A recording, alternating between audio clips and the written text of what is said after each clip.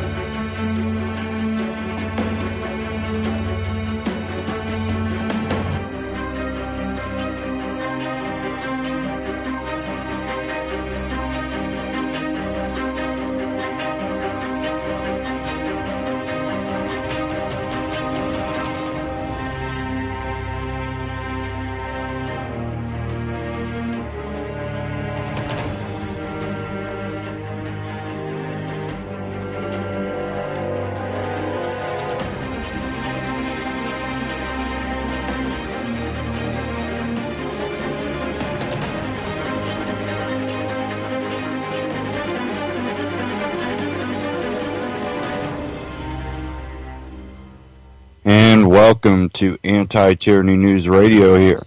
Oh, excuse me.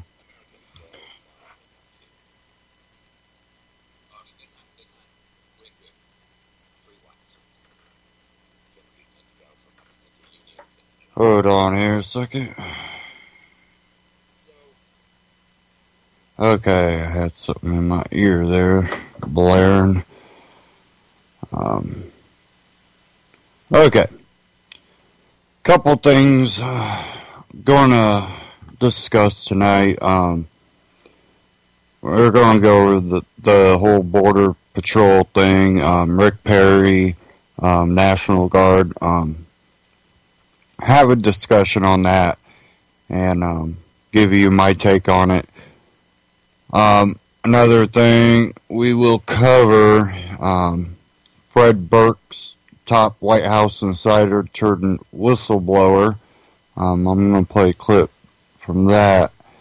But the first thing, one thing I talk about quite a bit, and it's how they are trying to destroy the family unit here in America. And it's been something that has been slowly beaten to the populace. And it starts out with women's rights. Well, most people agree, yes, women have rights. But what it's grown into is a empowerment for women not to even need men. Another thing that gets pushed is, well, you don't need to have a child while you're young. Just don't worry about having a child. They're just problems. That's all a child is problems. And there are many other things to do with the, manipulation. And it's, become evident that there really aren't the family values that there used to be. And there's a reason they don't want that.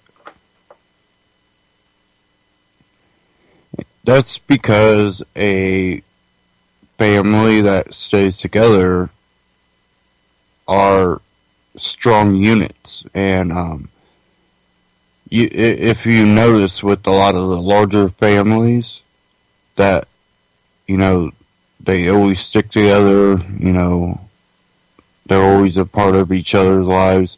They might have their scuffles and issues, but you usually don't sit there and try to take on that family because, well, they do stick together. They do stand up for themselves. It's one of those things that government realizes that strong family units are kind of counterproductive to their desires. It's a real manipulation, I think, on the psychology, the sociology of human interaction, and they understand it. I understand what they do and how they're trying to do it. I'm not that great at explaining it. But Stefan Molyneux put out a clip here, the destruction of the American family. So I'm going to cue this up. And hopefully it's not too loud.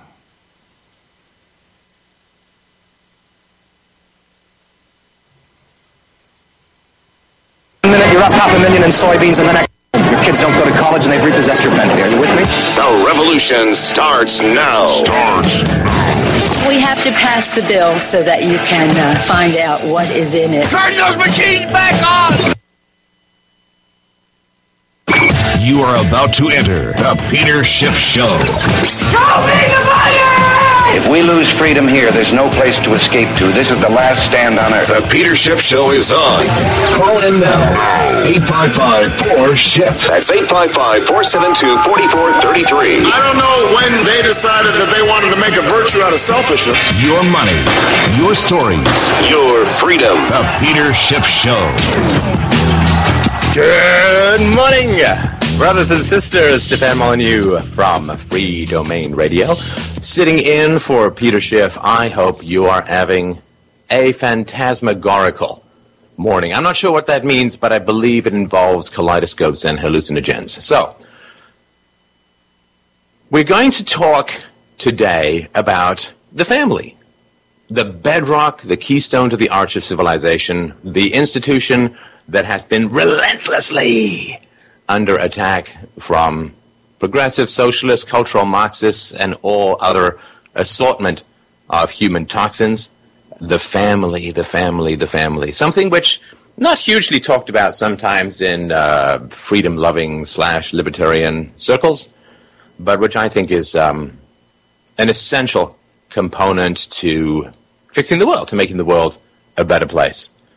I'm very happily married, have been for 11 years, and I have a daughter who's 5.5. I've been a stay-at-home dad with her, because I believe that if I follow in John Lennon's footsteps, sooner or later, a pro-capitalist Imagine song is going to just pour out of me, perhaps even on the air. Well, I will tell you when you need to brace yourself for my singing. Not yet, but perhaps soon. So the family is a complete mess at the moment. And we're just going to focus on America here at the moment. It's slightly better, though not a huge amount better, in Europe. But let's just focus on America. And I would argue that the most foundational mess that the family is in is fatherlessness. Fatherlessness. After basically a generation and a half of relentless anti-father propaganda coming out of the cultural left, right? The Hollywooders, the sitcom writers, the cultural left. We now have a generation of women who think that other than donating 8 minutes sperm and a snooze, they can do it all by themselves because they are the sisterhood, the powerful, the independent. They don't need no man. Well, okay, sorry, they need a couple of cops to go and collect all the money that they need from the state. That's for sure. They need some more cops in the IRS to go and pick up all their free health care from Obamacare. They need that. I guess they need some more cops to pick up the money from people to pay for their free education for their children. They need some more cops to go and pick up the money to pay for their subsidized housing and all the other things that they receive. But other than that, other than all those men going to get them resources, they don't need no stinking men. And it's been a long time since we've seen a really positive and necessary father role model in the media. Because the Cosby Show, way back in the day, Family Ties, well, Family Ties, the kids were usually smarter than the parents. See, the media, definitely over the last generation, has been focused on the children, because the children manipulate the parents into buying the stuff. So they focus on the children, which means they appeal to the vanity of the children, not to the necessary moral lessons the parents want, which is why in Disney movies and Disney sitcoms and all that, the kids are always smarter and wiser than the parents. Sort of reminds me of when Peter Schiff was out interviewing the Occupy Wall Streeters. I don't think Peter knew what the word meme meant. And one of the protesters rolled his eyes. Oh, Peter, how could you not know what the word meme means? Okay, so on one hand, we have a highly successful entrepreneur who has worked his butt off to build a huge business and to be on the media and to be a successful and passionate and powerful advocate for freedom. On the other hand, we have a guy living in a tent in a park who knows what the word meme means and is somehow proud of that. A friend of mine when I was in college knew in 27 languages the phrase, "Bring me a beer, my friend will pay."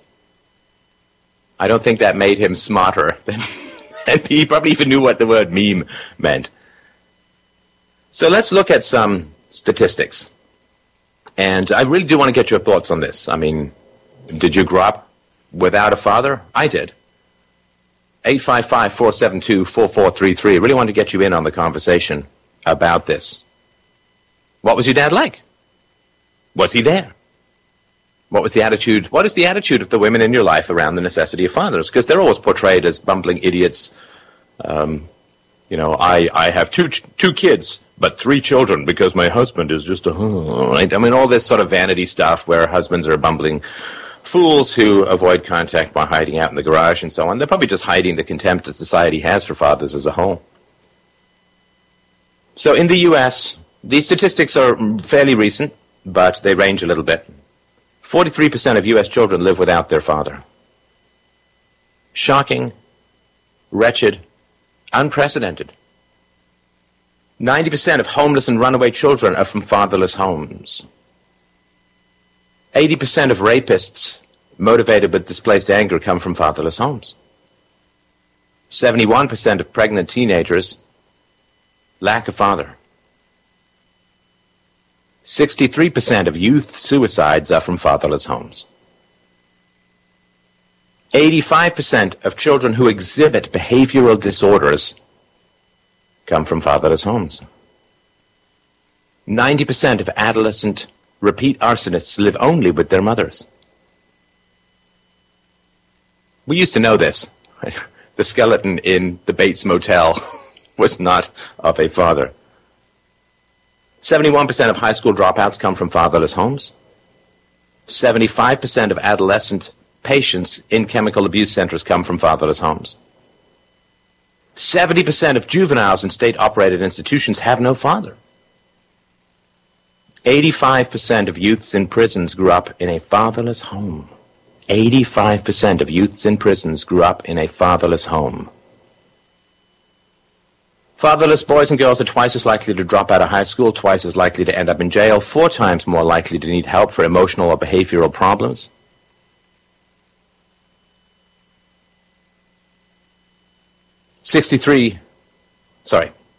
Children with fathers who are involved are 40% less likely to repeat a grade in school.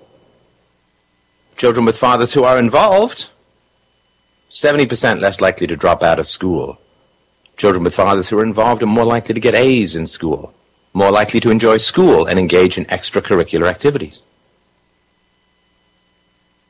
The number of adolescent patients in chemical abuse centers who come from fatherless homes, 10 times the average. A study of 109 juvenile offenders indicated that family structure significantly predicts delinquency. Adolescents, particularly boys in single-parent families, were at higher risk of status, property, and person delinquencies. Students attending schools with a high proportion of children of single parents were also at risk. Even if you are an intact 2-parent family, if your kids are in a school where there's a lot of fatherless children, their problematic behaviors will spread to your children as well. A study of almost 14,000 women in prison showed that more than half grew up without their father. 42% grew up in a single-mother household, and 16% lived with neither parent. So there is an epidemic of fatherlessness across the great nation of America. Why? Why is it happening, and why do the children turn out so badly? What are your thoughts? 855-472-4433. We will be right back after the break. I'm looking forward to you joining the conversation. Stefan Molyneux for Peter Schiff. And again, this is a clip I'm playing, so don't try to call that number. It won't work. You're now enrolling in the Peter Schiff School of Advanced Economics.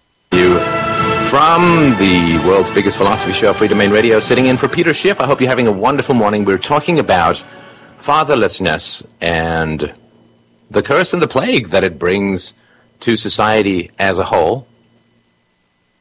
But there are people who pay the bills. I'm not one of them. You, the listeners, are, in fact, the people who pay the bills. So let's turn the conversation over to you. Evan, I think you are on the line. If you'd like to bring comments, questions, issues, problems, perhaps even interpretive mime dance to the conversation, that would be fantastic. Sure. Well, I just want to say that it's a real pleasure to be talking to you, Stefan, and thank you very much for taking my call. Thank you. I originally had written down a question about money and Bitcoin for you, but I certainly don't want to get off topic, so I just really wanted to say thank you for all the work you've done on peaceful parenting. I think it really is the most important issue we could be talking about as people who promote liberty and freedom, and I just feel like I'm really sorry to hear about all the backlash you've had from libertarians on this issue, because it's just it just makes so much sense to apply NAP in a way that is something that's in our control. So, like you say, it's the most prevalent way we can exercise it in our life is to not spank our children. And I just really wanted to say thank you for all that. Well, and just for the new listeners, what this basically means is, as a philosopher, I work from first principles, and the non-initiation of force, right? You can't initiate force against another person. You can use force in self-defense, in an extremity, and so on, is a principle. The non-aggression principle, respect for persons and property, is foundational to, I think, all ethical philosophy. There's not a huge amount of philosophical principles that say, wake up, have a cup of joe, strangle a hobo. Oh, wait, I'm about to start rapping? No, I'm sorry, I'm hearing my producer that is absolutely not allowed. He's claiming FCC regulations, but I think it's just talent levels that deny that. So the non-aggression principle says don't initiate force against others. And as a philosopher, I obviously work with the principles, most of which I've inherited, a few of which I've tried to refine and expand. And then what you do is you say, well, okay, so what's the most prevalent form of aggression in the world? If you are a nutritionist who wants to help people, go to where the unhealthy people are, right? I mean, oncologists see cancer patients, dentists see people who want to get their teeth cleaned or fixed. And so if violations of the non-aggression principle are immoral, which I accept that they are, then you look for where are most of these violations occurring? Where is the most common violation of the non-aggression principle? Well, it's hitting children. It's yelling at children, it's aggressing against children, it's neglecting children, which produces equally negative effects in their personalities as being hit. And so I have worked for many years, I guess 7 or 8 years now, attempting to bring this message, I think with a good degree of success. I think based upon sort of back of the napkin calculations, hundreds of thousands of children are not being hit as a result of the work that I've done, which is not a bad way to spend your time on the planet above ground. So I have made the case repeatedly, philosophically, and personally. I've had probably a half dozen number of experts on my show talking about the science behind it.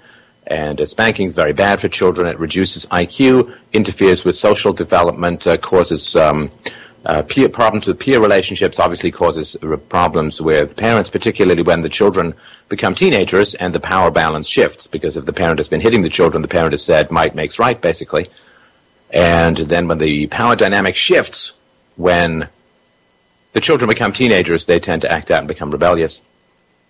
And there's been some pushback, for sure, from the libertarian community. I mean, they want to talk about the Fed, which we can't do anything about. I mean, to me, if you come up with a substantial philosophy, which then people can't really act on, I think I think you're sort of missing the point. Here's a great diet for Klingons. Do you know any Klingons?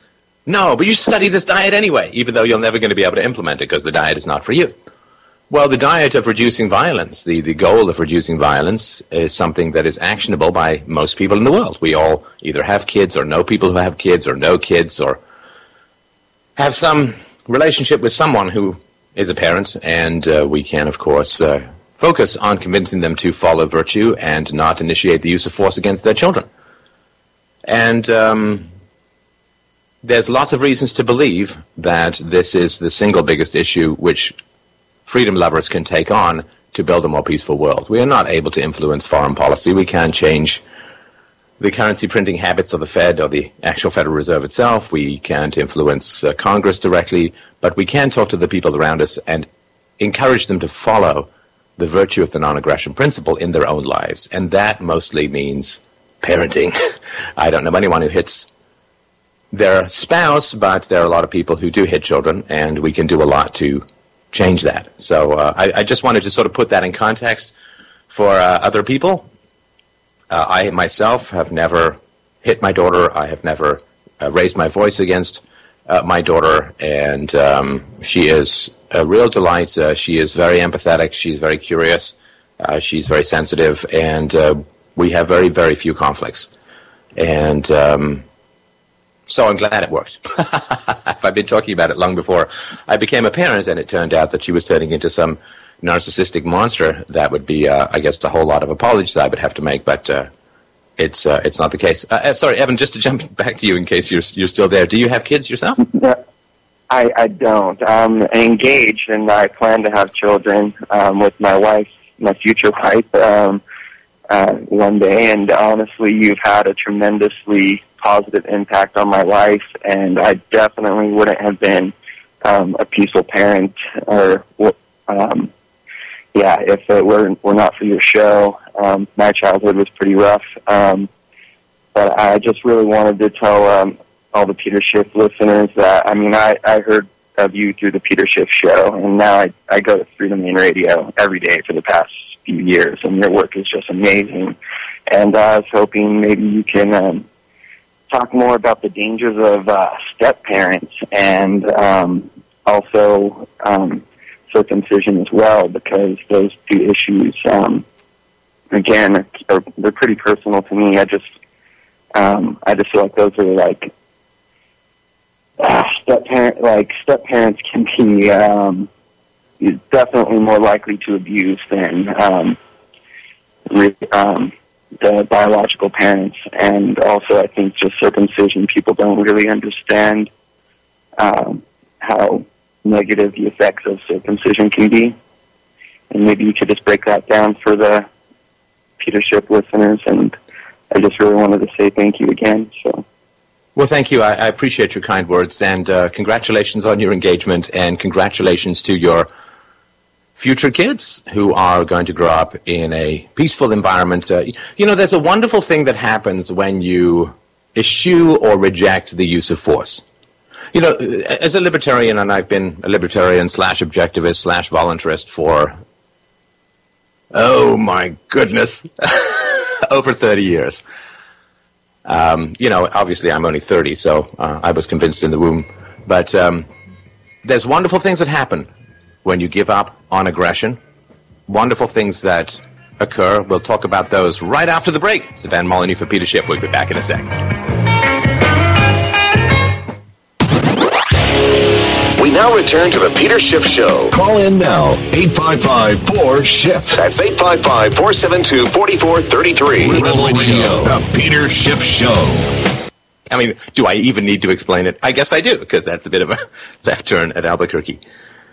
So, some research has recently been done following mice who are raised without fathers. Why are we talking about mice? because when we fix the mice, people, we fix the world. No, you don't have to do that. Because they obviously can't experiment on human kids that way. All those gosh darned ethics committees. You can't experiment on kids. But they have tried raising mice without fathers. And the brains of the mice who are raised without fathers develop differently. And the main impacts appear to be in the prefrontal cortex. It's the part of the brain which controls social and cognitive ability.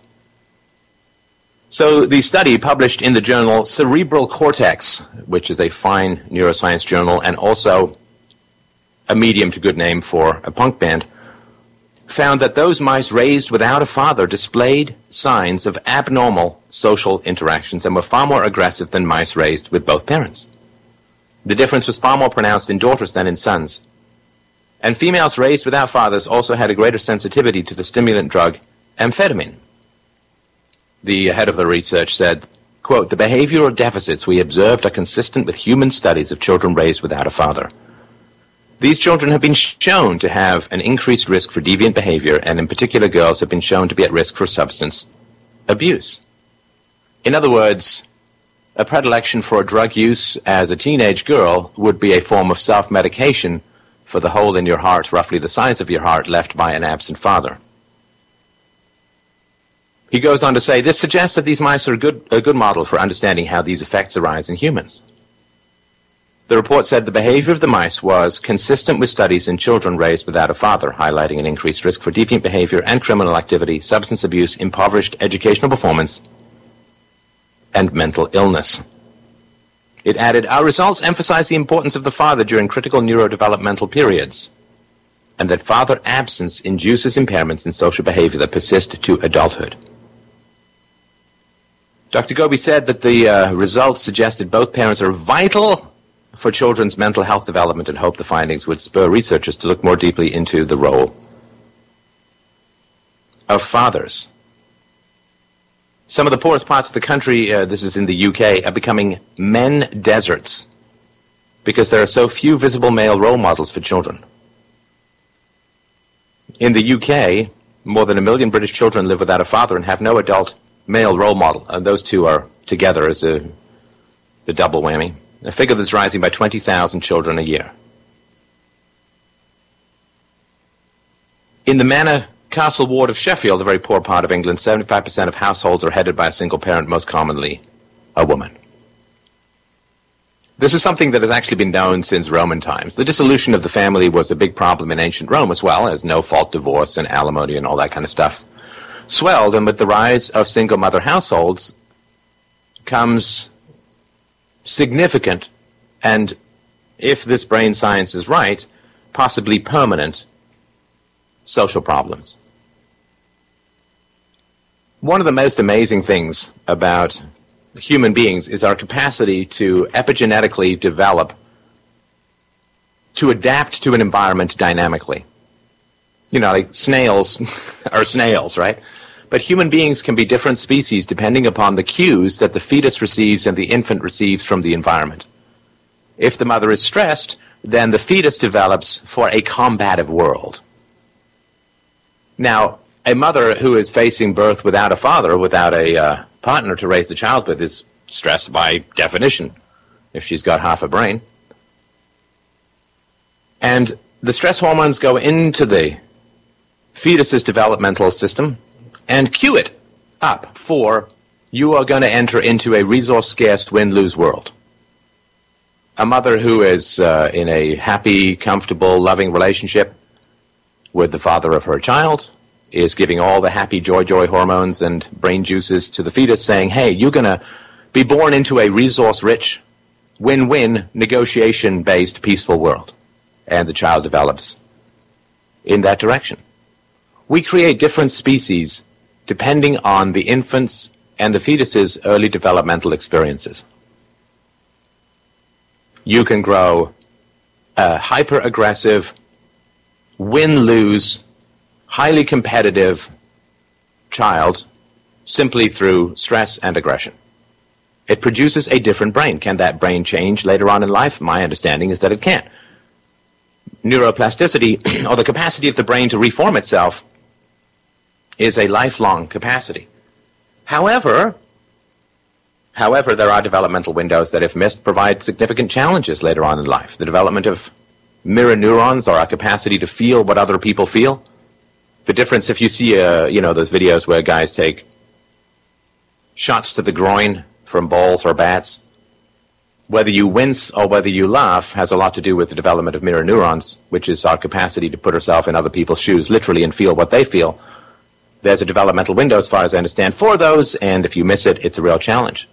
You can change the brain from here to eternity, but the part of you that wants to change the brain for the better can be the first part that is broken.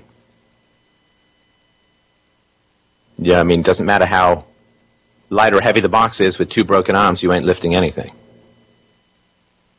So the decisions that we make about how children are conceived, how children are born, and what kind of environment they grow up in are decisions that are made to fundamentally shape what the future of society looks like. Now, the problem with democracy is people are voted in and out 2 years, 4 years, and some, of course, a majority of people in Congress are repeat offenders, so to speak. But democracy has a very short window. Get votes now! To hell with the future. This is the whole problem of national debt, right? Buy votes now. Pass the buck, kick the can. Defer the day of reckoning. And a woman who gets pregnant out of wedlock, she needs resources now, and she'll vote for a politician who gives her resources now. The fact that in 15 to 20 years, that kid has a far higher chance of being a criminal, a drug addict, fathering, or being fathered or getting pregnant out of wedlock. Well, what on earth would a politician who wants to win the election in 3 months from now, what would he fundamentally care as an economic incentive-based life form, as we all are to some degree, what on earth would he care about the single mom criminal factory conveyor belt that dumps kids out long after he's retired? There's a fundamental mismatch of incentives in all democratic societies. And there's an old argument from Hans Hoppe, who says that at least when you had a monarch, the monarch wanted to retain the value of the kingdom to provide to his child, so he wasn't going to run up too much debt. I'm not saying that monarchy is better. I'm just saying that comparing those incentives, which are multi-generational, to retain the value of the kingdom, compare that to the average piranha on a cow predation that occurs from your average democratic politician, and you can see why. For instance, in New York City, more than half of the children born are born to unmarried moms.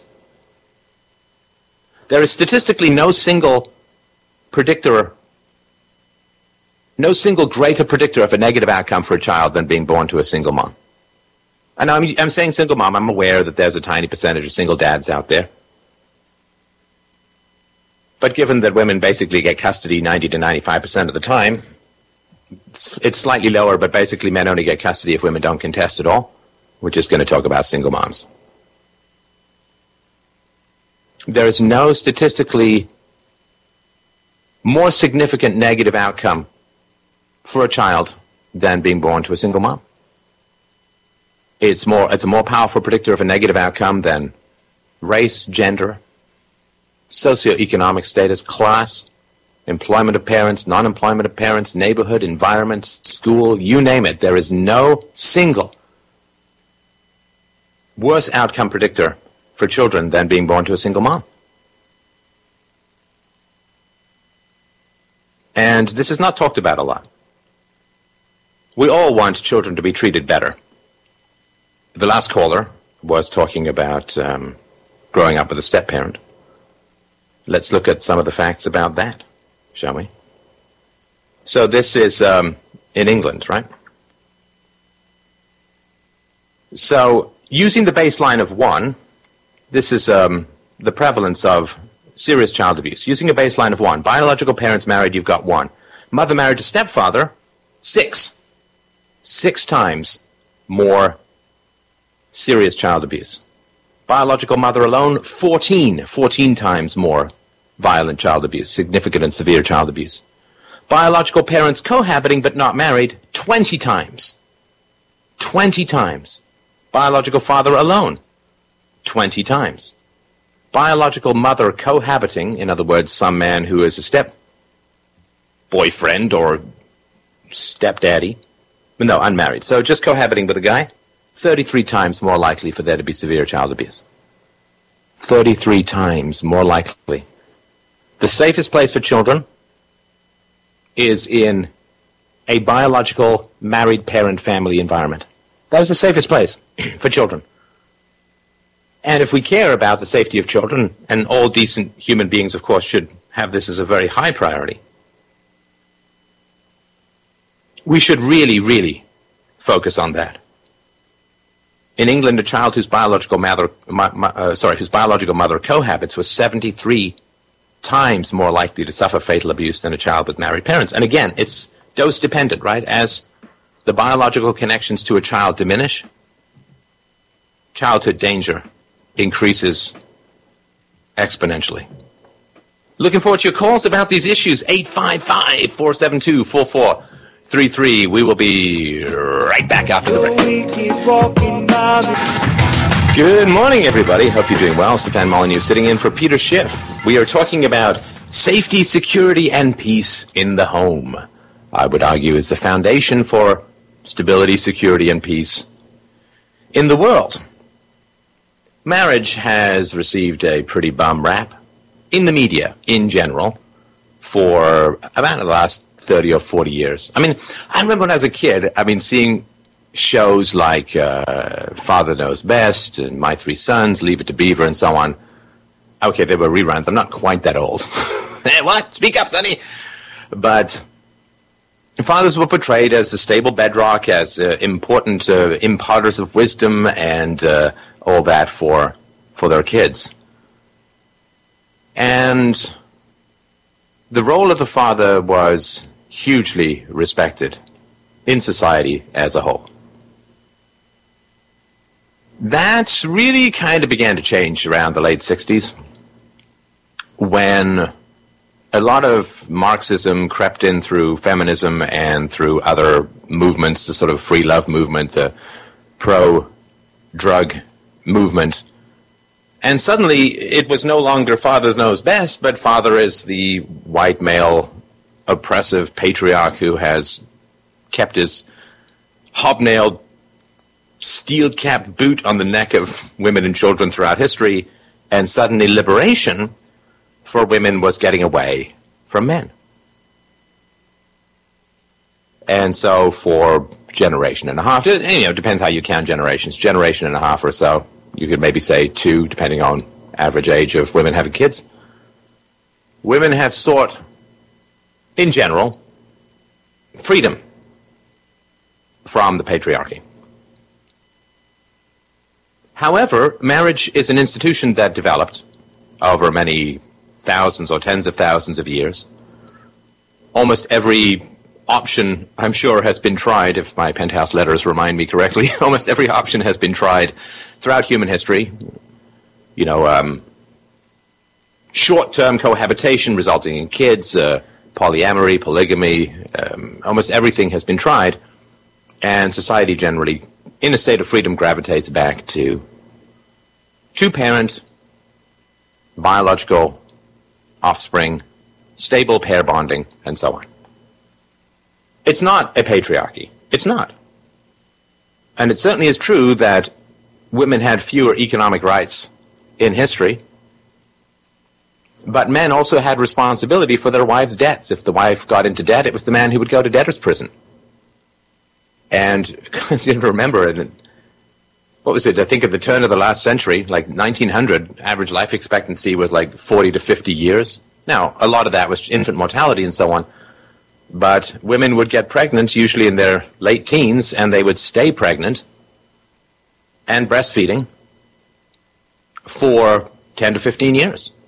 Because a lot of kids did die, of course. And so what was really the point of equal rights when they basically were home being pregnant, giving birth, or breastfeeding, or raising young children, which is a very concentrated full-time job. I mean, I only have one. Granted, she has the energy of a double espressoed ferret snorting cocaine, but it is a full-time, hyper-concentrated job. And of course, if it was a patriarchy, then men would just trade in their wives when their wives were no longer fertile. And most scientific resources would be devoted to cloning Elle Macpherson. But no, I mean, the whole point of the pair bonding is that the man brings resources to the woman who's disabled through childbirth and breastfeeding and raising small children. And then when she is no longer fertile, he must remain committed to her until death do they part. She gives him the eggs, which are higher value than the sperm, and he gives her economic resources even after her eggs are no longer viable. That's just the deal. And that's the way that it evolved. And it is what is best for kids. And, which you won't hear a lot of in the media, it is what is best for women. So this is a 10-year study, analysis of 10 years' worth of findings from the National Crime Victimization Survey, which the U.S. Department of Justice has conducted since 1973. Mothers who are, or who have ever been married, are far less likely to suffer from violent crime than are mothers who never marry. Married women with children suffer far less abuse than single mothers. In fact, the rate of spousal, boyfriend, or domestic partner abuse is twice as high among mothers who have never been married as it is among mothers who have ever married, including those separated or divorced. Twice as high. You know, if something cuts cancer risk 3%, everyone is all over it. You know, the media, don't do this or do that, you know. But here's something which cuts violence against women and children by 50%. Married women with children are far less likely to suffer from violent crime in general, or at the hands of intimate acquaintances or strangers. So here's something which reduces violence against women 50%. Wow. How often do you hear feminists saying, listen, sister, to stay safe, you got to get married to a good man. That is going to be the safest place in the world for you. And there is no safer place for women than being married to a man. Certainly no place. There's no safer place for children than for their mother to be married to the biological father. So as far as in child murder, fatal child abuse, if we take as biological parents married as 1, mother married to stepfather 3, biological mother unknown 9, biological parents cohabiting but not married 18, biological father alone 27, biological mother cohabiting 73. In other words, a child is 73 more times more likely to suffer fatal child abuse with a biological mother cohabiting. And what the leftists do is they combine these two things. They say, well, women suffer from X amount of violence, both married and intimate partner violence, which is sort of like saying X number of people are killed by car crashes and puppy bites. Well, we got to separate these things and get a clear view of the world. Love to hear your thoughts on this or any other. Okay, that's the end of that. Let's stop it. You know, this is one thing that doesn't get discussed enough is the youth.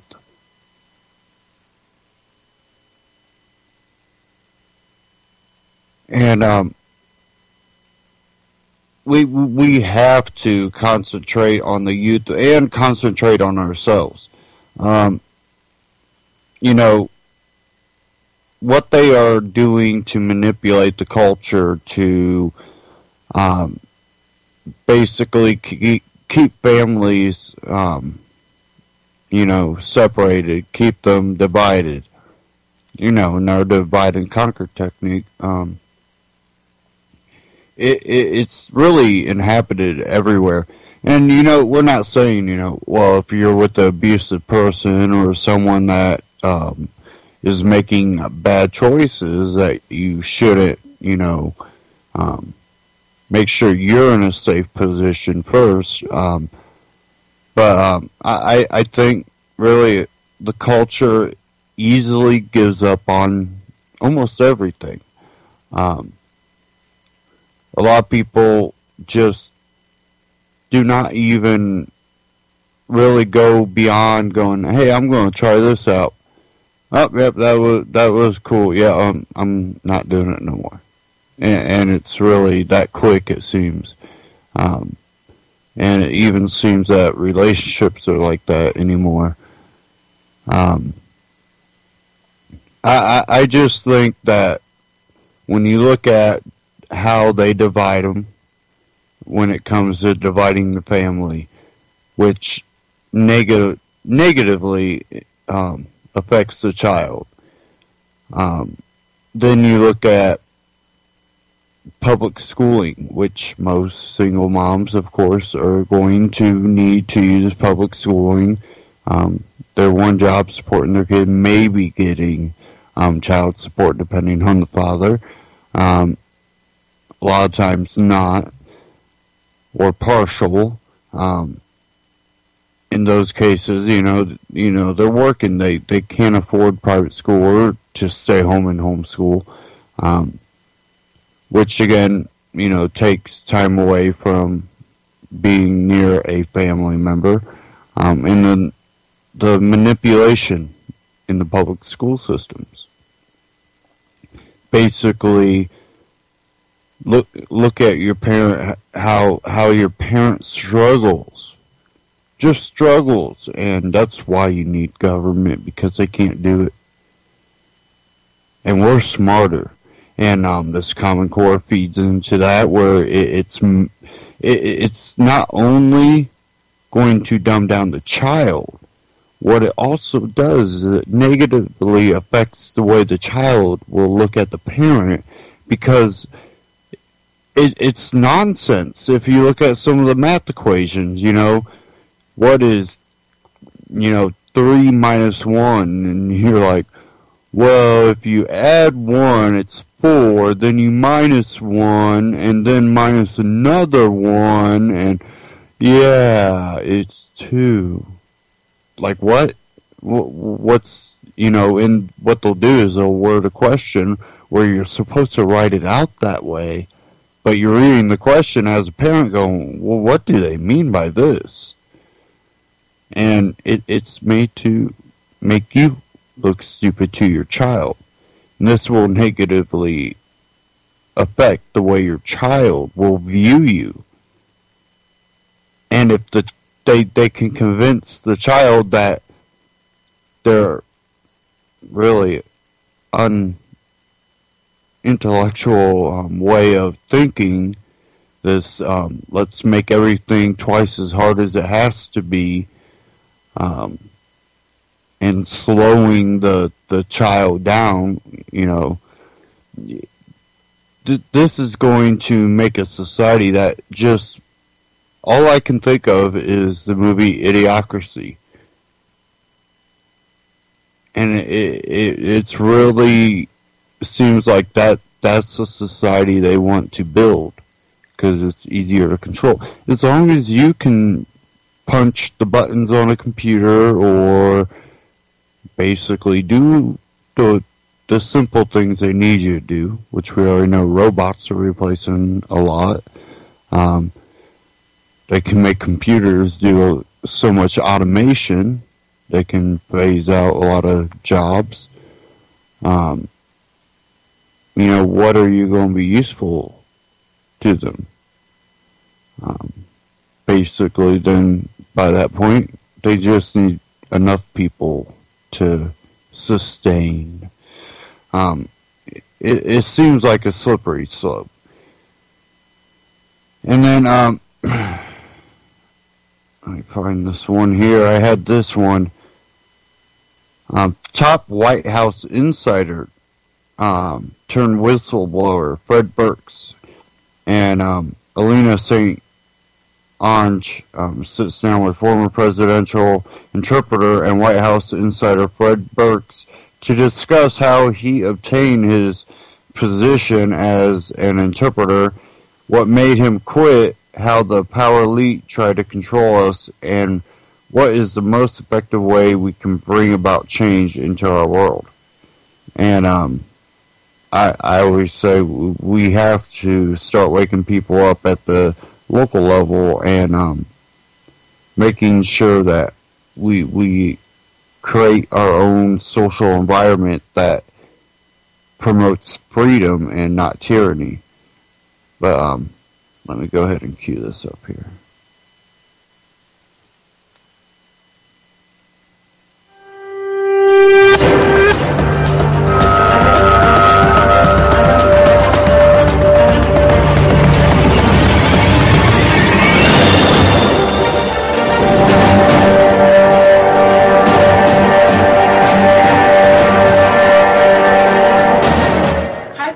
And I am with former presidential interpreter and White House insider Fred Burks.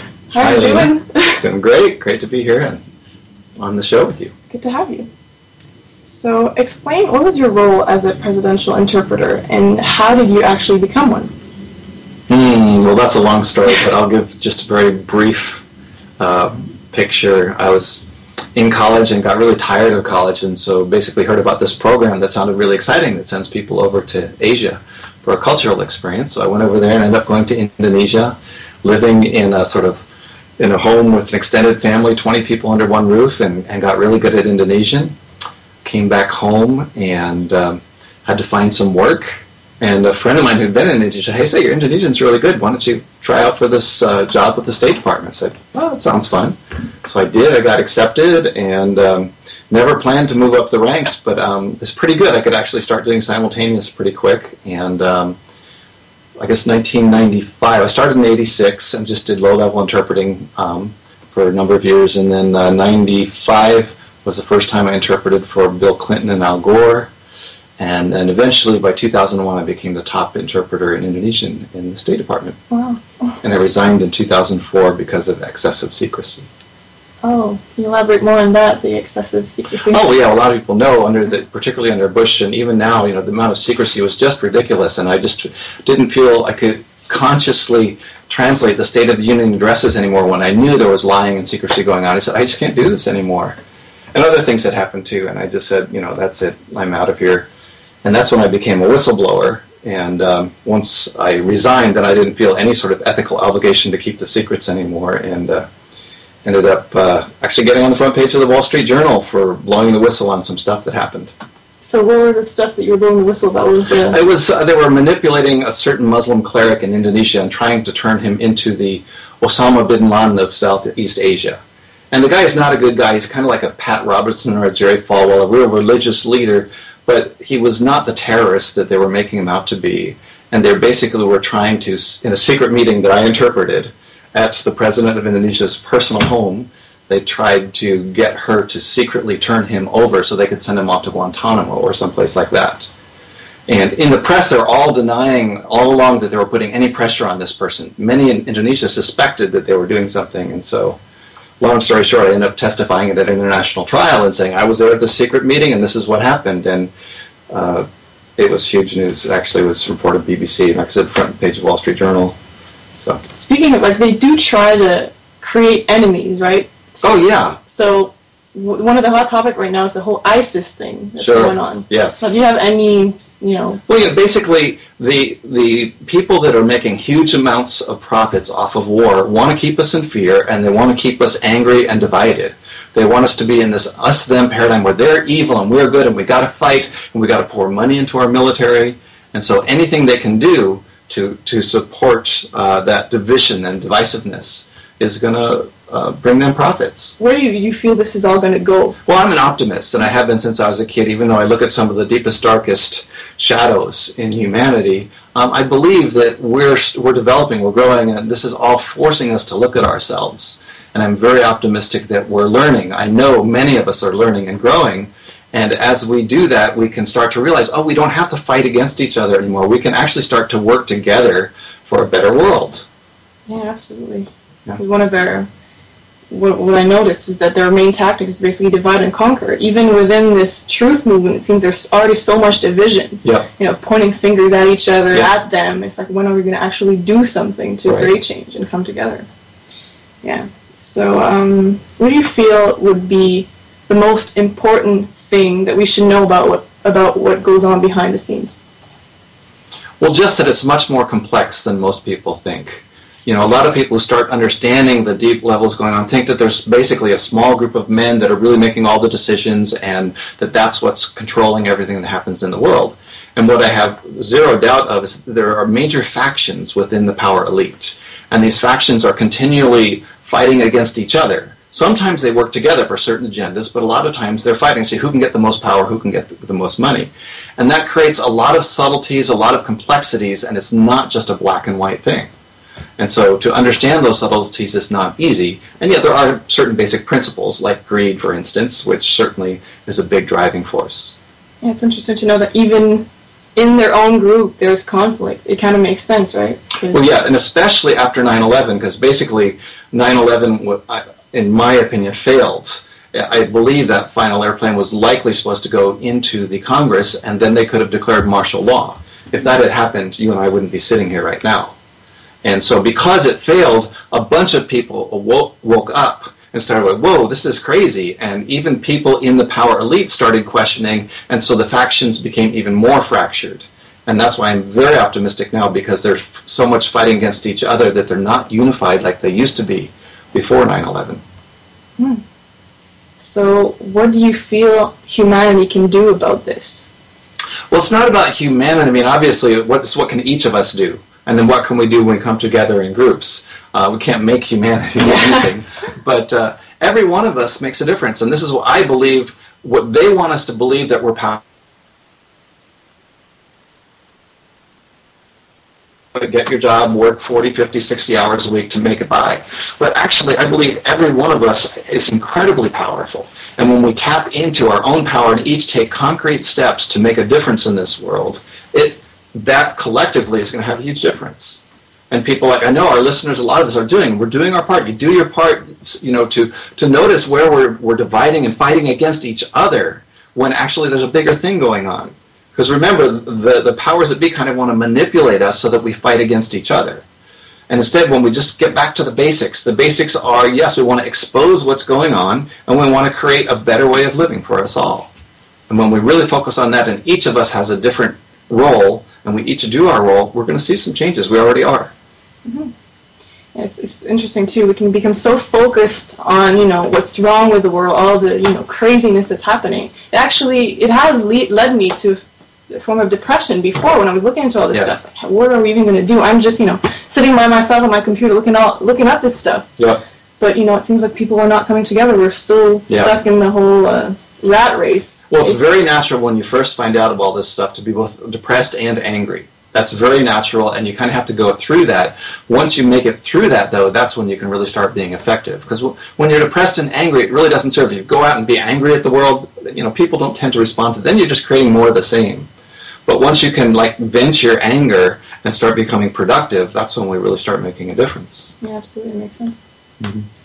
Yeah, because when you're always stuck in a reaction mode, you're basically just running in circle, pointing fingers, but you're not actually creating what you want to see in the world. Right. That makes sense. In terms of solutions and alternatives to our current system, is there any one of them that excites you the most, or a vision that you have of what the world could look like if we were to, make a change? Well, the way I look at it is, I think it's a bunch of small movements. Yeah. Like there's all these small groups coming together, both through the internet and in person, that are working together to make changes. And there's all sorts of them out there. And as these groups start linking up and really getting that it's not about working against each other, we don't have to agree on everything, mm-hmm. but we can basically agree that it's time for the old hierarchical paradigm to collapse. And that the network of groups that is forming can catch the pieces as that old paradigm hierarchical structure collapses. And that's what I'm very optimistic. It's already happening, but I believe it could accelerate quite a bit too. So I understand you have a very spiritual perspective about it all. How does this spiritual path you're on fit in this whole conspiracy? How do they come together? Yeah, well, I am a spiritual person. I believe that there's an inner power and a higher power, and when I open to those and ask for guidance, I get it. And in my life, I know some people don't believe in that, and that's fine, but in my life, it totally works. And for those who have a path, whatever your spiritual path is, if you open up to your inner and higher guidance, I think you can't help but start being led and knowing, okay, this is what I need to do now. You shared with me before this interview how a certain serendipity caused you to go, okay, I need to start doing this work. Yeah, absolutely. Yeah.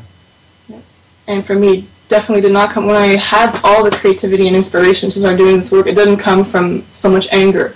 It was when I was actually after that whole depression that I realized that the creativity came in, the drive came in for me to actually do something. So it's very true. Well, this may sound funny or weird to some people who are still in that depression or anger phase, but like once I got through it, I'm having fun now. It's like, wow, I've met all these great people through the websites I manage, and Want to Know That Info is the most popular.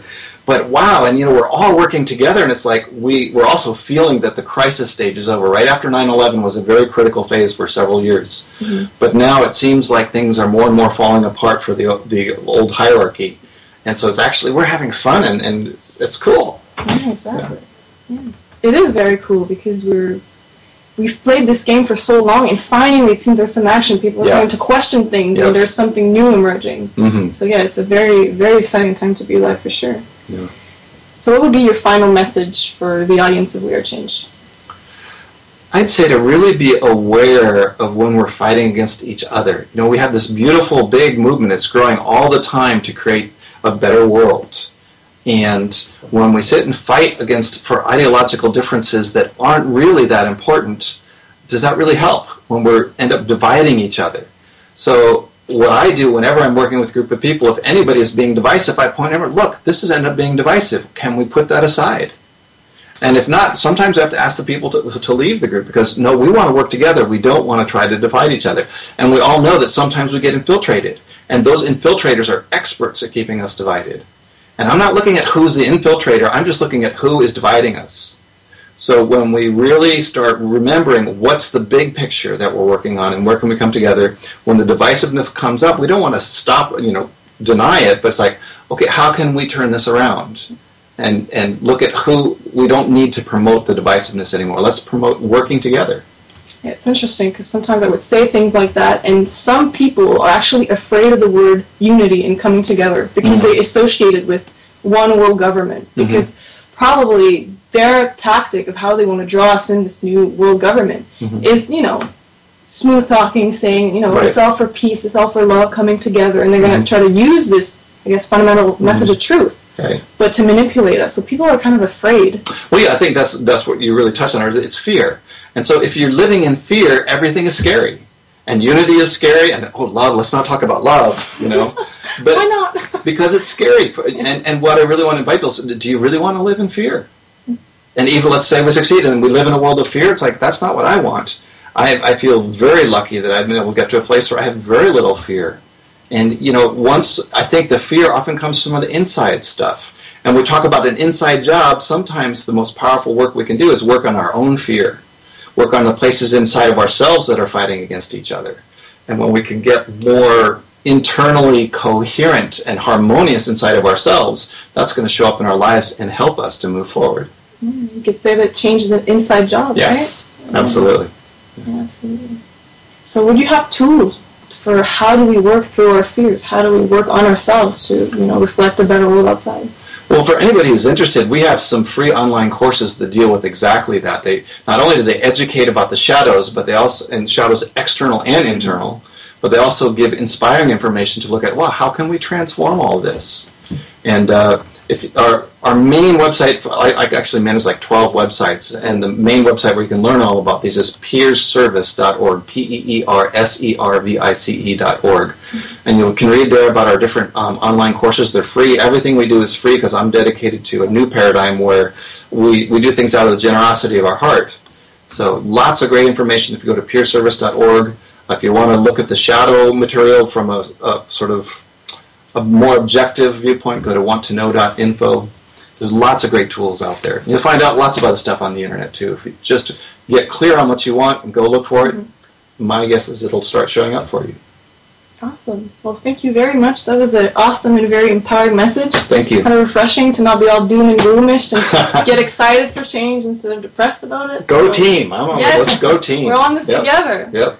Thank you. Thank you. And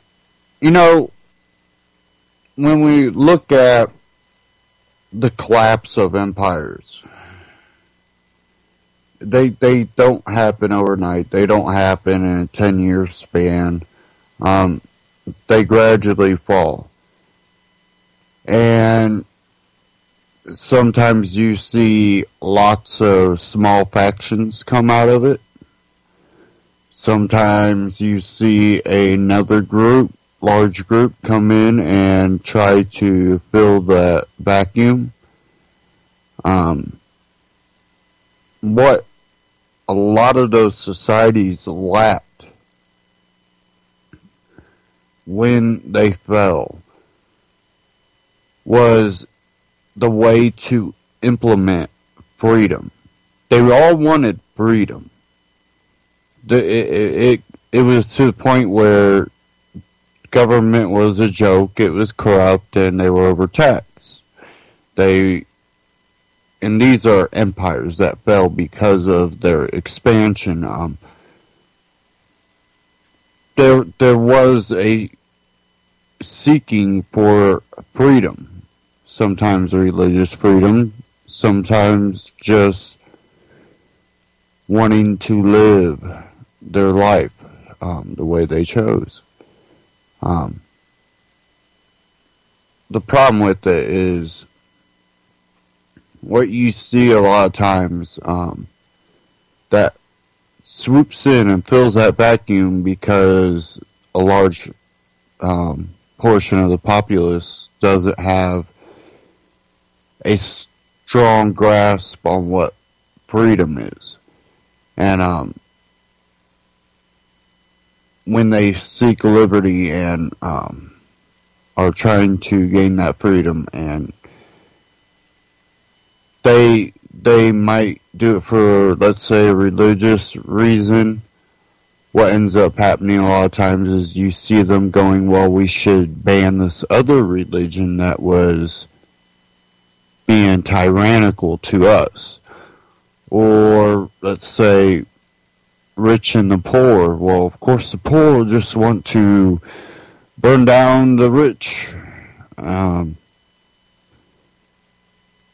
What none of them see is just a perpetual back and forth.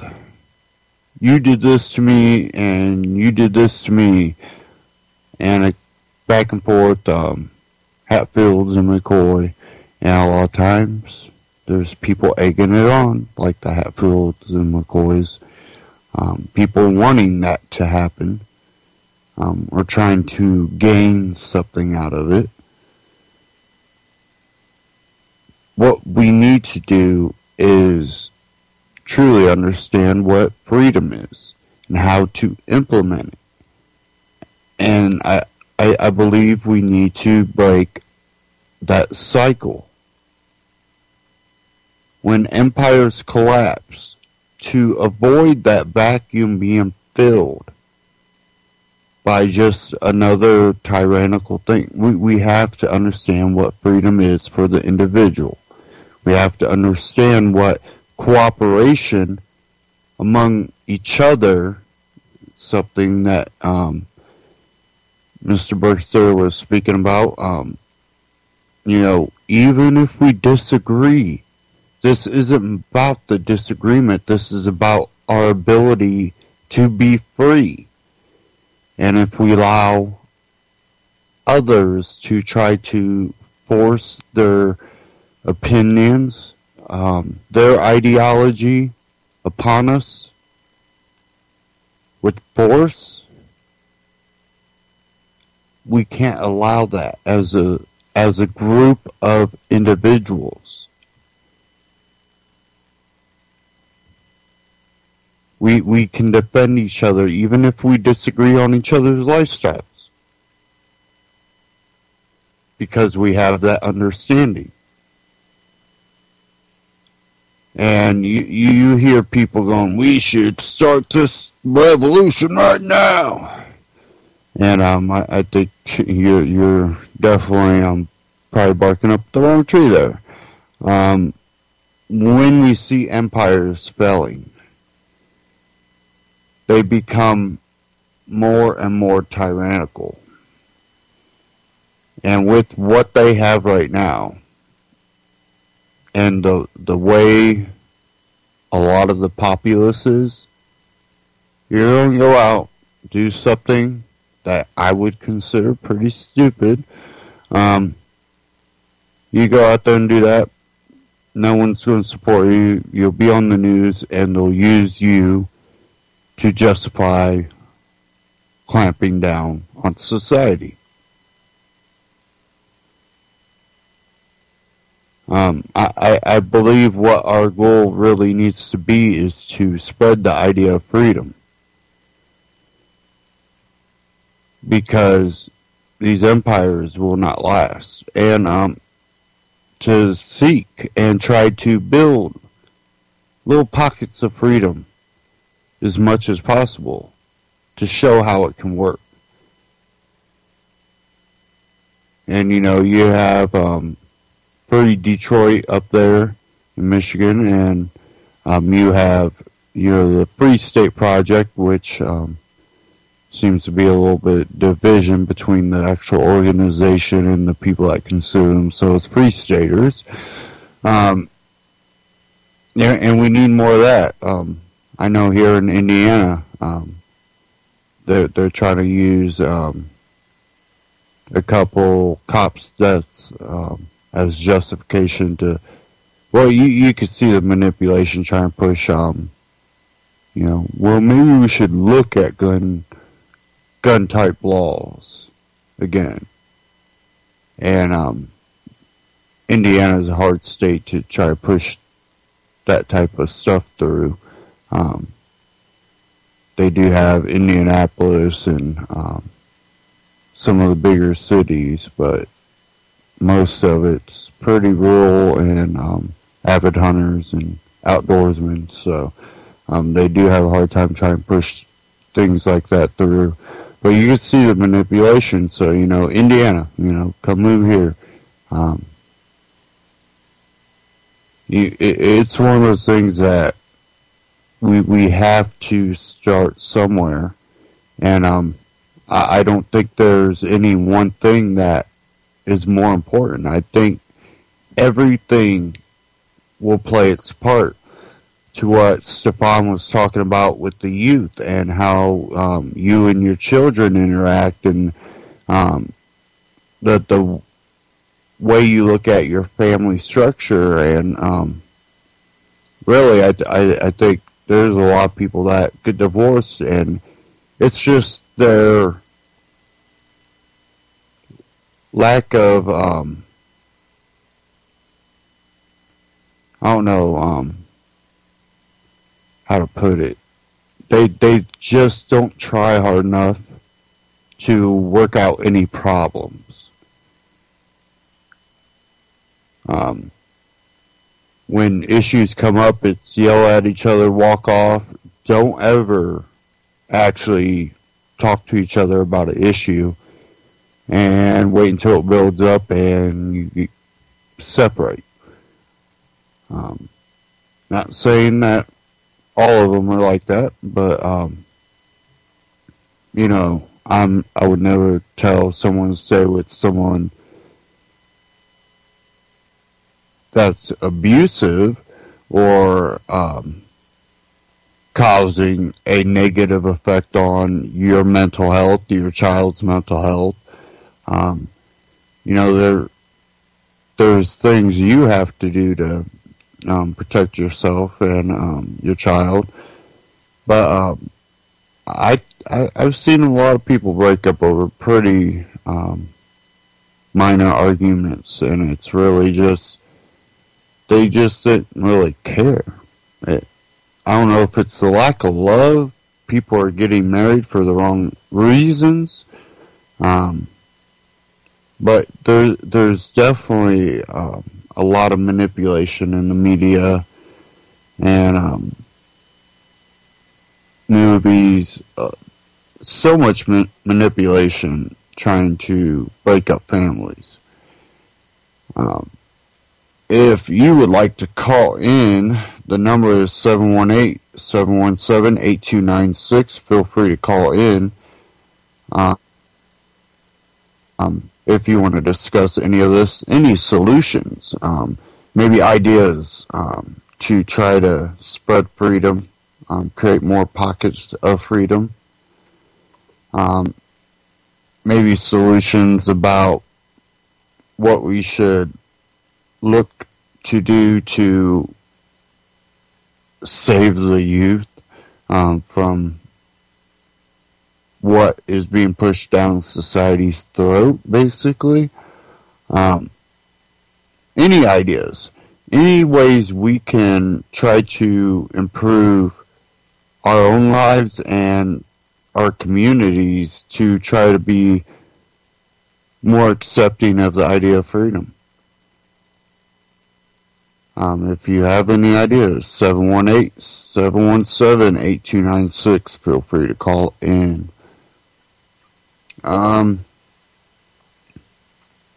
One thing that has been brought up a few times, and there's two sides going. Excuse me while I get a drink here.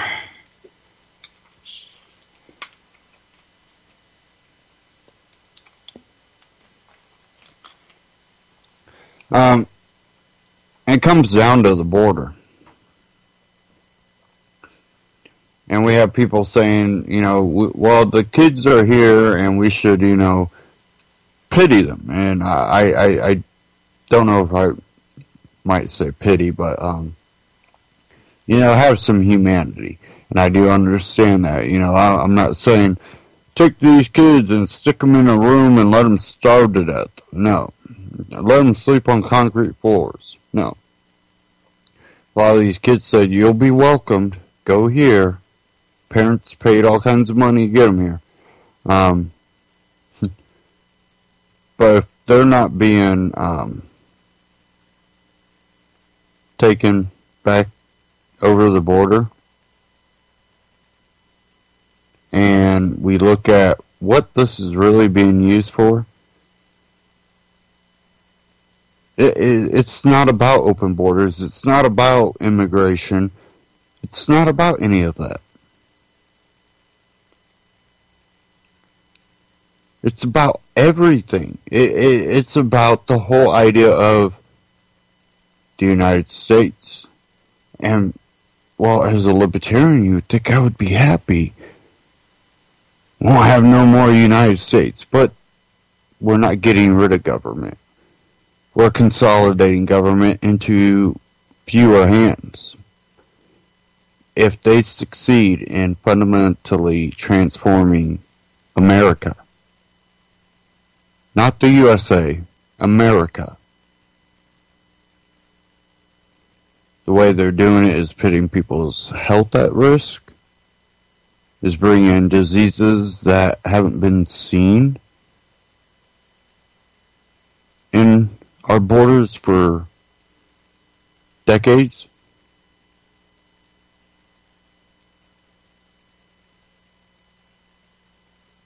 The secretive way they're doing it.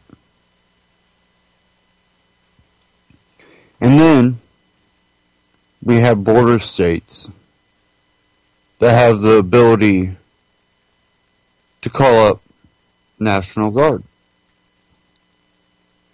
That is the governor's ability under constitutional law. They don't, under constitutional law, which is what this government is supposed to be founded on, therefore it gains its authority from that, apparently. But we have Rick Perry asking for National Guard. He calls for Obama to send him National Guard. No. You call National Guard. And when they say, no, that's our jurisdiction, that's when you really go after the administration. But by asking Obama, can I have the National Guard? He goes, no, darn it. You're mean. I'm going to tell her. No. You tell them you have that authority. You're not calling Obama to send you National Guard. No, you're telling National Guard to be at, your base, and you become the commander-in-chief of the National Guard. And it's not that I don't want immigrants. I don't care what country they're from. The way it's being done, again, and what they're going to be used for, and the secretive way they're doing it, and the apparent lack of any transparency telling members of Congress and stuff that they have to make an appointment. It's so corrupt, and it's evident to almost everybody. But let me play this clip here. Rick Perry on Fox News.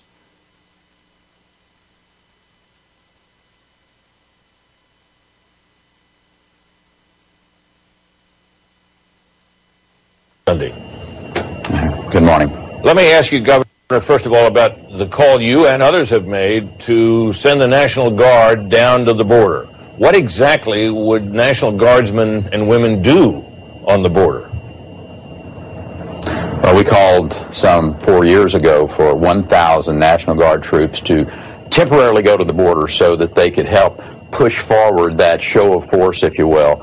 And they're there for a limited period of time until you have the opportunity to train up some 3,000 more Border Patrol agents that would go and replace them. What that does, and you move the Border Patrol forward. The President was not even aware that his Border Patrol was back 40 or 45 miles away from the border at these checkpoints. They need to be right on the river. They need to be there as a show of force, because that's the message that gets sent back very quickly to Central America. And it's important to do that because this flood of children is pulling away the Border Patrol from their normal duties of keeping bad people, keeping the drug cartels. They're being distracted. So that, I will suggest to you, is a very obvious reason that those National Guard troops could come play an important role. But if you strung them out along the border, National Guardsmen and women, they're not, under the law, allowed to apprehend any of these children that are crossing, are they? Well, the issue is with being able to send that message, because it's the visual of it, I think, that is the most important. And we know that. We listen to the conversations, or I should say their conversations are being monitored with calls back to Central America. And the message is, hey, come on up here. Everything is great. They're taking care of us. And that needs to stop, because if you don't stop the bleeding, if you don't staunch this flow of individuals that are coming up here, this is only going to get worse. And at that particular point in time, the size of this crisis is even going to be more monumental. I think nearly everybody agrees with that, Governor, but the question I'm trying to get at with you is this. If these children who have undergone these harrowing journeys to escape from the most desperate conditions in their home countries have gotten this far, are they really going to be deterred by the presence of troops along the border who won't shoot them and can't arrest them? And I think we're talking about two different things here. And what we're talking about is sending the message back now so that we can staunch the bleeding. Those that are already here, to address them, to humanitarily take care of them, to make sure that they are safe, process them as quickly as you can, to reunite them with their families. That's the most humanitarian thing that we can do. And the National Guard is absolutely a trained group of men and women that can address that particular function, and one that they should. They're not there in a vacuum. We have massive amounts of Texas law enforcement now, whether it's our Texas Ranger recon teams there. You saw some of that on Fox this last week with the boats that we have in the river, the Texas Parks and Wildlife. Those are all law enforcement individuals who can, in fact, arrest those that have illegally come in and appropriately deal with them. But more importantly, this is allowing the Border Patrol to get back to what they are supposed to do. Right now, reports of up to 70% of them are taking care of these young people who have come in rather than doing their job of securing the border.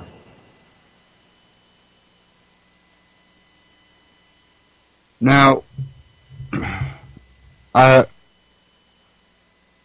have a lot of problems with the way he pits about everything. The more important thing is we don't ever really hear a lot of the Republicans talk about any type of immigration reform. When they rarely do, of course, the left tries to manipulate the language, and of course it goes nowhere. I really couldn't say how to handle exactly this immigration problem. And no, I'm not going to use the word migrant because, you know, how many of these people are actually going to go back and forth. I don't know how many of them are immigrants and how many of them are migrants and how many of them are refugees. Some of them can be fleeing for lack of any type of safety. All I know is we have to stop what's being done. Because what's going to be done is these people are going to be legalized. These people, well,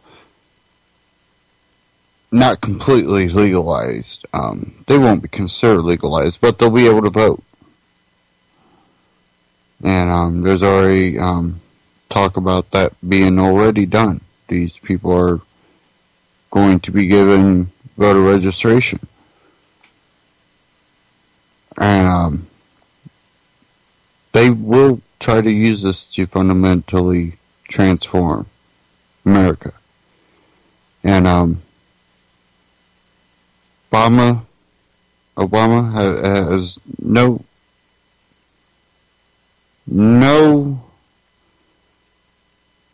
intentions on letting everything he has pushed through fall. And if he can manipulate the system to keep people that he wants in power to succeed him, that will be done. That's what I see happening here.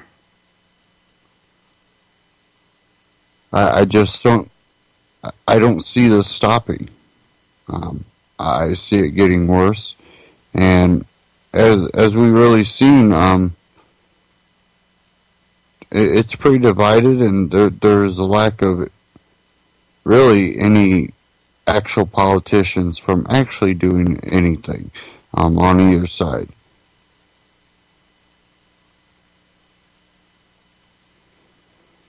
Well, while that's going on, we have Americans swept up in NS spying, Wayne Madsen. And I'm going to play this clip. It's from Next News Network.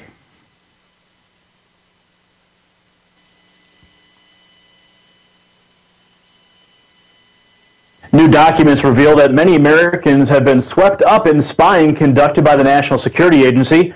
Files released by NSA whistleblower Edward Snowden show innocent Americans make up the majority of those targeted by the spy agency. A 4-month investigation by journalists show Americans never suspected of a crime far outnumbered foreign targets. And many files show personal information, much of it was charged with emotion. One media outlet says they will soon release up to 1.8 million documents obtained by Snowden, which they claim to possess. And no one knows what secrets may be revealed in the additional classified files. Our guest today, Wayne Madsen, is an investigative reporter, author, and expert in international relations and foreign affairs. He also once worked for the NSA. He writes regularly on world news and is known for his outspoken viewpoints on a number of issues. He's here to talk to us today about the National Security Agency and its spy programs. We'll also discuss how and why the agency carried out such an extensive sweep of the general public. Welcome back to the program, Wayne. Hi, good to be with you. Wayne, how widespread was this spying on ordinary Americans by the NSA, as these new documents have revealed? Well, it's as extensive as what other NSA whistleblowers have always contended, even before Edward Snowden's release of these documents. We had people like Russell Tice and and others at the NSA try to say that there was wholesale surveillance across the board. I started reporting on this right after the 9/11 attacks, and how the NSA was spying on people like New Mexico Governor Bill Richardson and his phone calls with Secretary of State Colin Powell, merely because Richardson had volunteered to be a back channel for Powell to the North Koreans. Well, certain people, certain neocons, I should add, inside the Bush administration, such as Mr. Cheney and John Bolton, who was then the person at the State Department in charge of counter-proliferation issues, wanted to know exactly what Bolton's boss, Powell, was talking about to Bill Richardson of New Mexico. So we've known about this for a long time. What Snowden has provided us, though, is sort of the proof, because much of what had been reported before by myself and by others had been based on purely on what people on the inside were telling us. But, of course, they didn't provide us any documents. So now the documents are out there, and it looks like 1.8 million more are going to be released. What do you suppose is going to be found in those documents? You actually were a contractor for the NSA at one point. Can you speak to any of the things you saw there?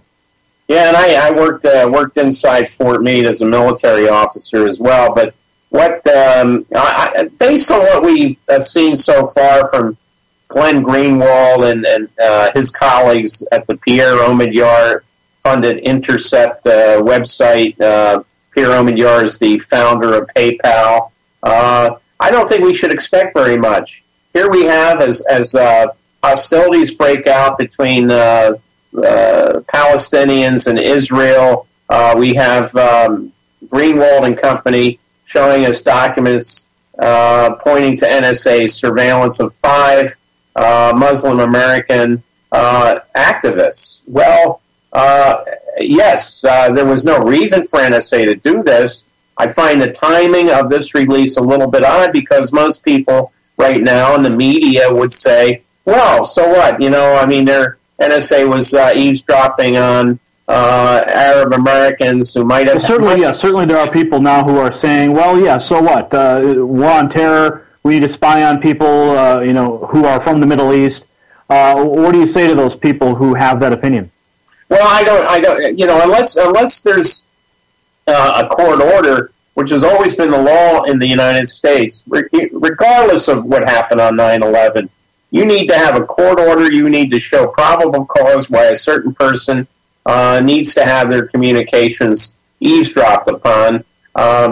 Yes, Arab Americans and Muslim Americans were some of the first people to lose their civil rights after 9/11. We know that. But if we're going to use 5 Muslim Americans, Arab Americans right now as sort of the test group of NSA surveillance, when we're told that there's thousands of other documents, and Greenwald basically told us, oh yeah, I'm getting ready to release many, many more documents on who exactly was being spied upon, yet he only comes up with 5 prominent Muslim American activists. Do you think that Greenwald selectively released that information to time it with what is currently occurring in the Middle East as far as the Israeli and Palestinian conflict? Yeah, because we know Greenwald has stated on Israeli television that he supports the goals of Israel.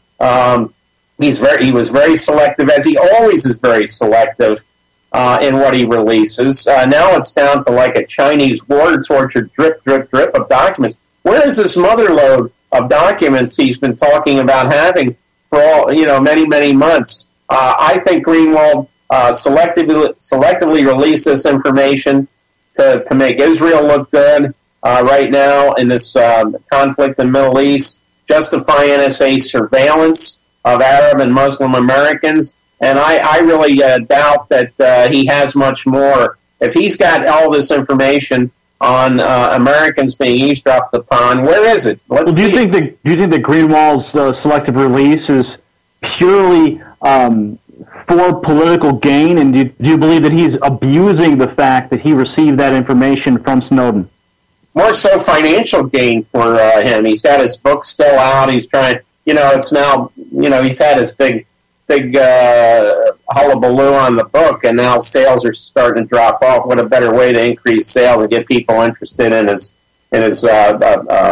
soft-covered update when it comes out. Well, there is a movie that is in the works as well, too. Snowden films. One of them is based on Greenwald's book. And also, I would add that Greenwald, I'm very concerned about the redactions he makes in the documents. It looks like if NSA isn't providing the assistance to do these redactions, somebody in the U.S. government is. And why does he feel incumbent on redacting information? That's what NSA's so well known for, redacting documents after Freedom of Information Act requests. Maybe Greenwald ought to go work for them officially and become an official NSA redaction expert. He seems to be so good at it. Do you know that this cache of 1.8 million documents that is soon to be released, do you believe those will be redacted as well? Well, so far, what we've seen come out recently, there's been a lot of redactions that concerns me. Why is all this information, for example, some of these documents look like they've been released by NSA under FOIA requests. There's so many redactions, yet we see him explain, well, we've redacted information after consultation with people in the government. Well, if I had received those documents, I guarantee you there'd be no redactions at all. Never would there be a redaction. I don't have any, there's nothing that tells me if I get documents from a whistleblower that I'm supposed to redact it, because the whistleblower did not expect redactions when they make these documents available. That's why they make them available. So who are these people like Greenwald and his colleagues to be redacting anything? That's not just Greenwald. The Washington Post reporters, Bart Gellman is redacted, and people at the New York Times have redacted, and the Guardian has redacted. I just don't like redactions. There's too many redactions with government documents. Now, going back to the selective release of the targeted Muslim or Arab American individuals that the NSA was spying on, the average American, somebody who might be of Irish descent or Polish descent, do you believe that they should worry that they have been targeted simply for maybe having their own political beliefs domestically here? I mean, if we go back to the infamous Missouri Information Analysis Center document, which targeted Ron Paul supporters, Bob Barr supporters, libertarian candidates, people who may have seen the movie America, Freedom to Fascism, someone who had a Don't Tread on Me flag or a bumper sticker.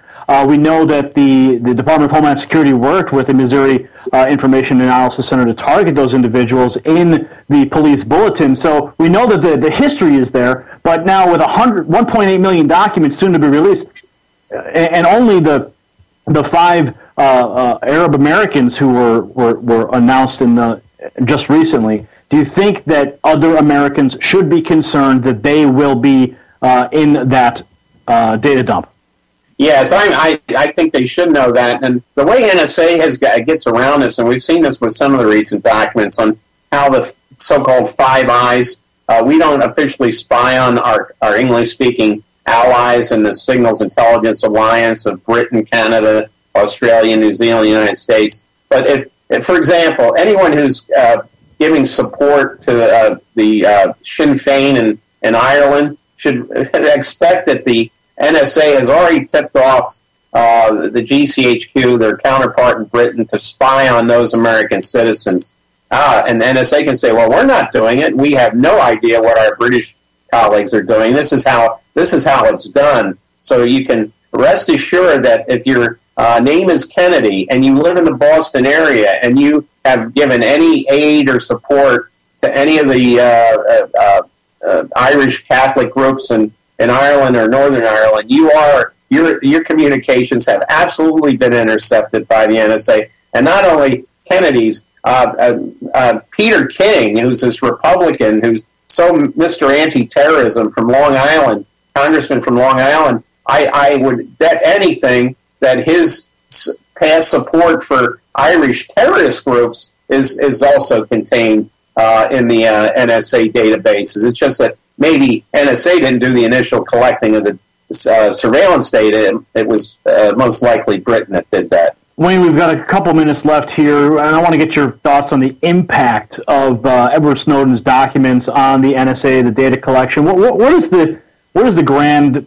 response been as far as government? Has government or the NSA gotten tighter when it comes to the plugging the leaks, or have they become tighter or more expansive in fact their surveillance?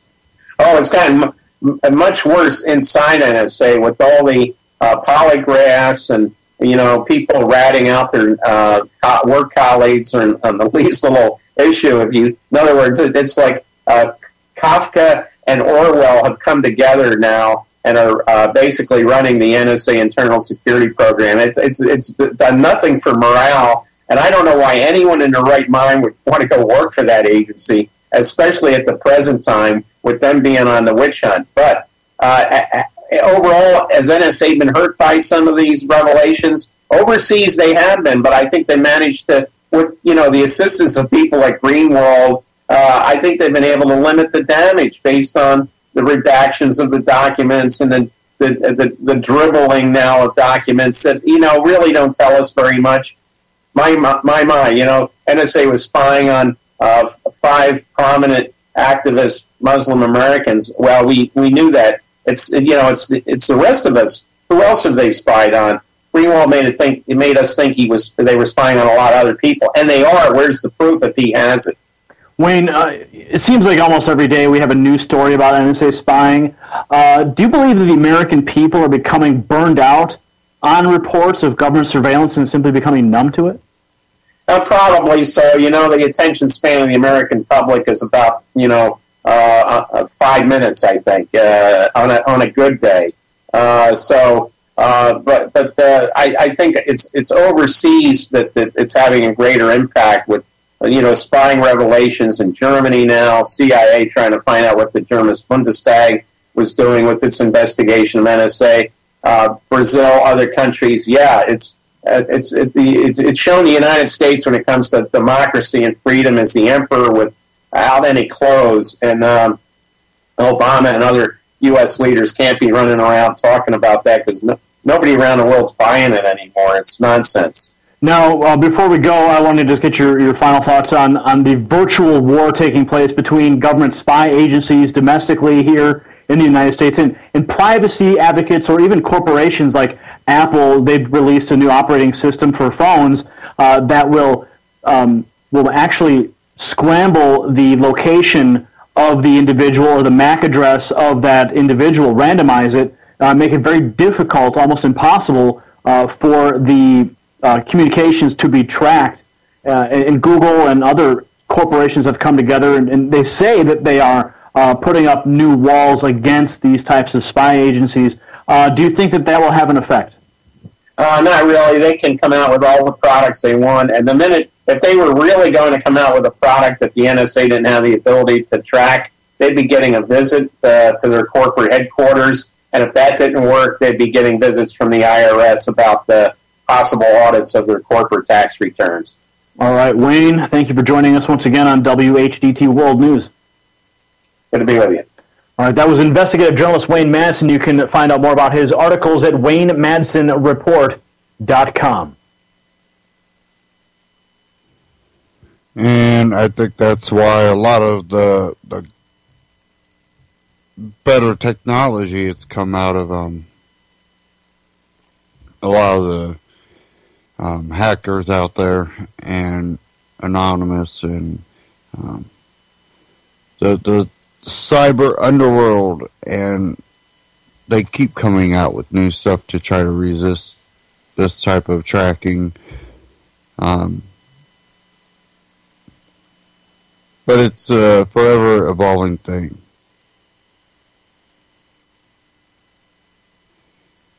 If you would like to call in 718-717-8296,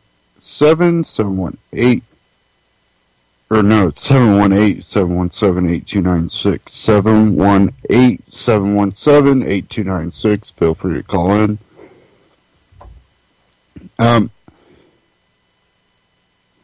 If we're going to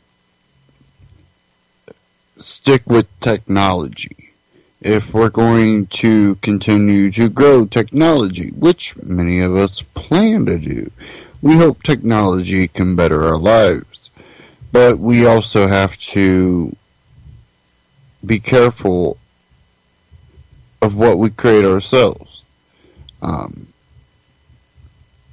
We want to be able to beat their systems when their systems start infringing on our rights and our, ability to live. We can't create a system that becomes just as bad as theirs. We have to find ways to make a system that, when used in the wrong way, will create the opposite effect than what that person is attempting to do. Make it transparent. And we see that with Bitcoin on people, well, it's not completely anonymous. Well, no, because it is based on a system where when things are attempted to be manipulated, people were tracking that. That's how people understood the manipulation coming out of Mt. Gox, when their estimates on what Bitcoin were way off of all the other ones. And they would make it dive, make it go up, make it dive, make it go up, and you were like, what is Mt. Gox doing over there? Manipulation, and it was there, and people were calling it out, and that's why Mt. Gox is no longer with us. And another reason I say, never put all your eggs in one basket. Even if you went out and bought nothing but gold. Well, maybe people don't want your gold. Well, screwed yourself there, didn't you? You went out and bought a whole bunch of seeds, but you're in a place where those seeds are useless. Darn it. Well, I got a whole bunch of food. You're in a place that they got a whole bunch of food. They don't need your food. Never put all your eggs in one basket. And you need a little bit of everything. And that's why I'm still a supporter of Bitcoin. I don't completely trust it. Like I don't completely trust anything. You always have to be cautious. But there's a difference between being cautious and fearing everything. That fear can drive you to put all your eggs in one basket because you're afraid to attempt to invest in something else.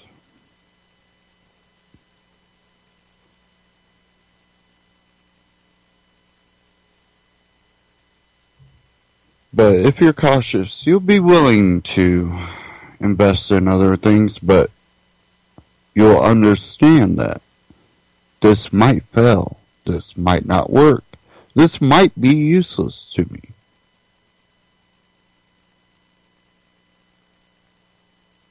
You can always be diverse in what you invest in. And that can go from money, material, seeds, food, water, property, and Bitcoin and the stock market and all the other evil things out there.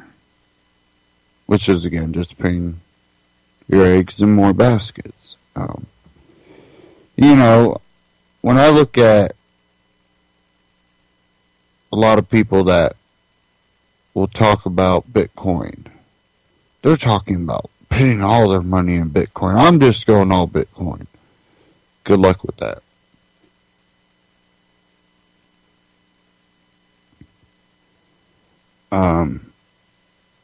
You know, I kind of used to be one of those gold and silver people. I won't put all my investments in gold and silver and sit on those. Screw 401k, screw all the other things. Well, that might not be a good idea.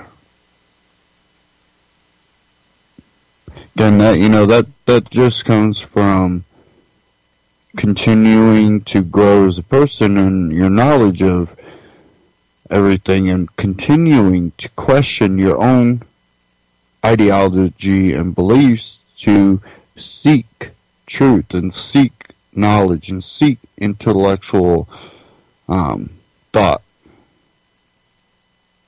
And it's something that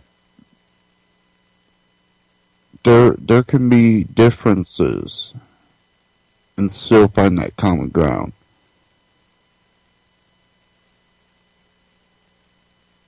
Let's say two people, two different religions. Do you harm each other? No. Do you impose your ideology on others? No. Does your religion benefit your life in a positive way? Yes. What's wrong? That's the idea of freedom, is to be able to have that. And if someone doesn't believe in a religion, they have that right.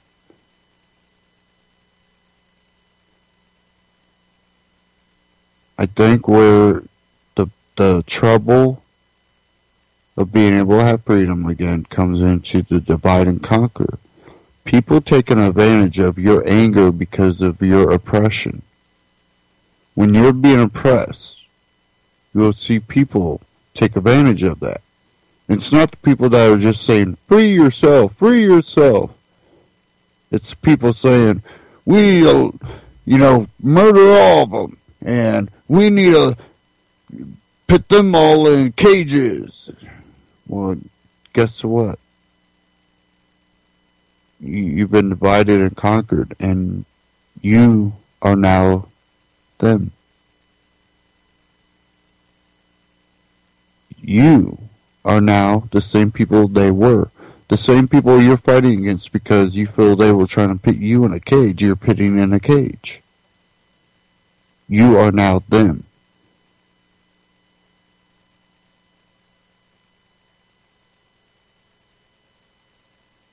Again, we have to break the cycles.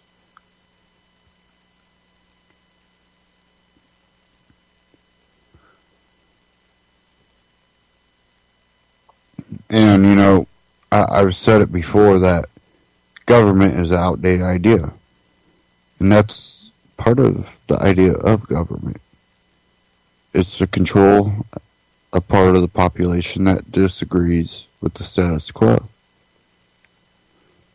And lock them in cages. Well, when that status quo flip-flops, same people that were saying, we're human too, we shouldn't be in cages, are now putting people in cages. As they are not human. But they did us bad, and now you're doing them bad. And then when they're in power, they can go, you were doing us bad. And again, the cycle continues. The same thing with the idea of government. That monopoly on force. That control mechanism that is used to put those people in cages. Something that has been tried for thousands of years. Hasn't worked out for humankind. We haven't wiped ourselves off the earth, even though we came close.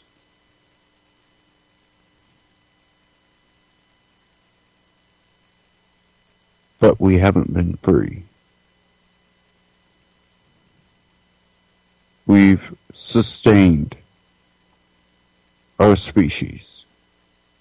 We have been able to spread as a species. But that one thing that should be setting us apart from all other animals on Earth is our evolution in our minds. And if we are truly to be a civilized society does not need to be governed. It is the lack of civilization and humanity in a society that allows for government to grow.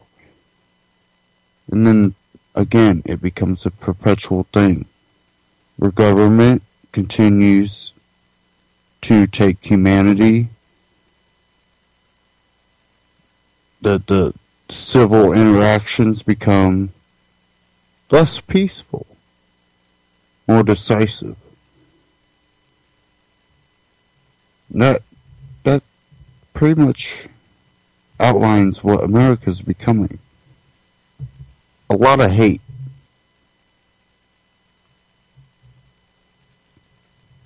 So much hate over things that we shouldn't even be worried about. These two people on the other side of the country want to be together, and they're both of the same gender, and they want to call it the marriage. They want to call it a marriage. They want to use that title. Get mad. Get angry. Why? Why does that affect you? Well, it's against my religious beliefs. Marriage is between a man and a woman. Is it your marriage? No. Do you believe it to be legitimate? No. Well, that's your belief, and you can have that belief. But you have no right to impose your belief upon another person. Divide and conquer. I might not agree with how someone lives their life.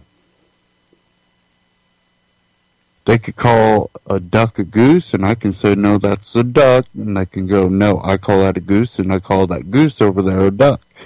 That's what it is to me. Hey, you know what? You call it whatever you want. That's a duck to me, and that's a goose to me. The title of what you call it is being manipulated by government. The title of what they call things is being manipulated for political gains. It's not what someone calls something. If they speak a foreign language and they call something by that foreign language, you can't go, no, that's a goose. It's not whatever they said. Well, in their language, in their belief, in their culture, that is the name for it. Again, call it whatever you want. You have your own personal beliefs. But it also takes the understanding of the diversity of beliefs and cultures to be able to socially interact. And, well, in your small communities, it's not too hard.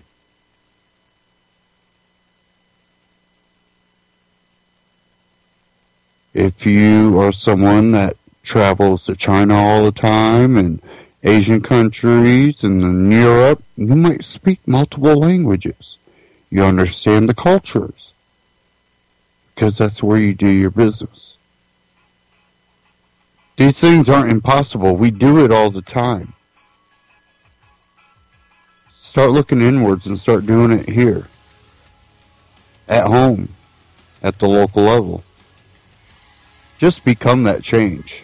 Do something about society yourself. Be that change. Thank you all for tuning in and stay tuned for the rest of the broadcast here on ECY.TV. I'll see you Friday. Take care.